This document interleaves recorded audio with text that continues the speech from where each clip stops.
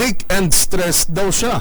Ito ang idinahilan ni suspended Bamban Tarlac Mayor Alice Go matapos itong hindi sumipot sa ika-4 na pagdinig ng Senado kaninang umaga.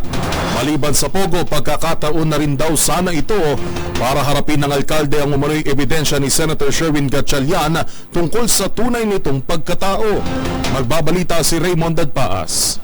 Hindi nakadalo sa pagdinig ng Senate Committee on Women and Children si suspended Mayor Alice Go ng Bamban Tarlac. Sa mensaheng ipinadala sa Senate media ng kanyang abogado na si Attorney Stephen David, masama ang pakiramdam, may sakit at stressed si Mayor Go. Ito na sana ang ika-4 na hearing ng komite na dadalo si Mayor Go tungkol sa usapin ng Philippine Offshore Gaming Operators o POGO.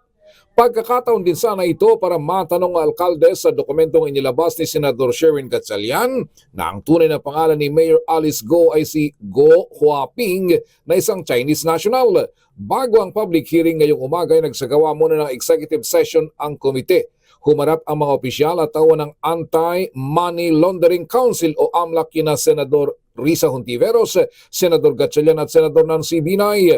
Naunang hininga ng paliwanag ni Gatchalian at Hontiveros ang AMLAC kung paano na ipasok sa bansa ang tinatayang 6 na bilyong piso na pinagpatayo ng POGO Hub sa Bamban Tarlac na hindi na malayan ng mga otoridad.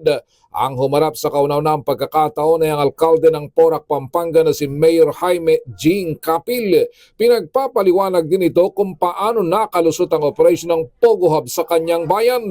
Nauna nang inihig ni Gatchalian na kung sinuspindi si Mayor Go ng Ombudsman ay dapat i-recommenda din ng Department of Interior and Local Government o DILG ang suspension ni Mayor Capil. Para sa MBC TV Network News, ito si Raymond Dadpaas, sama-sama tayo Pilipino.